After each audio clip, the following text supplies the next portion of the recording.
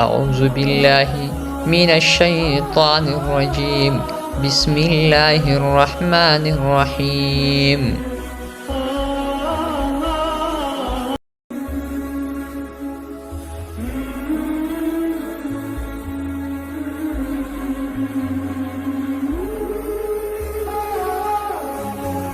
پیارے دوستو، یہ قدرت کا قانون ہے کہ اس دنیا میں جو بھی آتا ہے اسے واپس ضرور جانا ہوتا ہے۔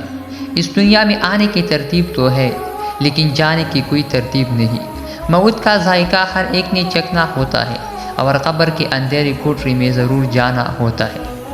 امیر ہو یا غریب ہو، بادشاہ ہو یا فقیر، اس نے موت کو گلے لگانا ہی ہوتا ہے۔ فرمان مصطفیٰ صلی اللہ علیہ وسلم ہے، جب آدمی فر نزاکِ عالم طاری ہوتا ہے تو اللہ تعالیٰ اس کی طرف 5 فرشتے بھیجتا ہے۔ پہلا فرشتہ اس کے پاس اس وقت آتا ہے جب اس کی روح القم یعنی ان حلق تک پہنچتی ہے۔ وہ فرشتہ اسی پکار کر کہتا ہے، اے ابن آدم، تیرا طاقتور بدن کہاں گیا؟ آج کتنا کمزور ہے؟ تیری پسی زبان کہاں گئی؟ آج کتنے خاموش ہے؟ تیرے گھر والے عزیز و اقارب کہاں گئی؟ تجھے کس نے تنہا کر دیا؟ پھر جب اس کی روح قبض کر لیا جاتی ہے اور کفن پہنا دیا جاتا ہے تو دوسرا فرشتہ اس کے پاس آتا ہے اور اسی پکار کر کہتا ہے، اے ابن آدم، تو نے تندرستی کی خوف سے جو مال اسباب جمع کیا تھا وہ کہاں گیا؟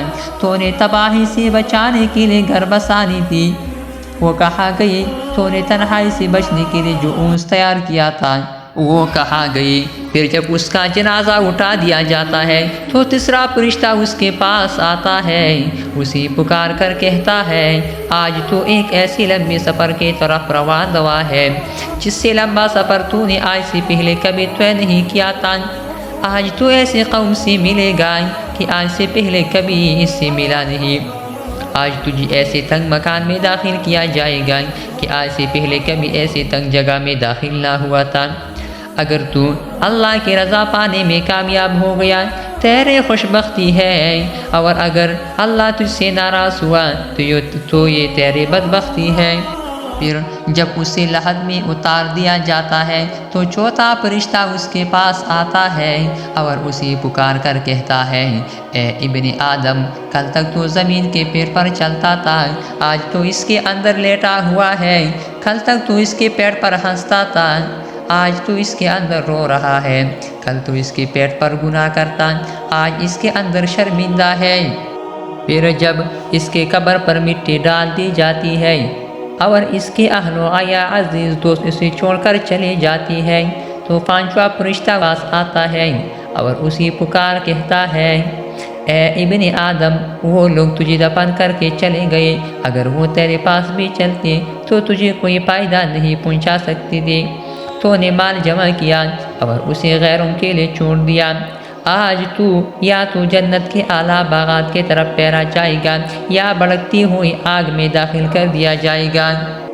میرے پیارے بھائیوں اور دوستوں، یہ زندگی بڑی مختصر ہے، اس کا کوئی پتہ نہیں کہ کب ختم ہو جائے اور کس وقت اور کہاں سے موت آ جائے۔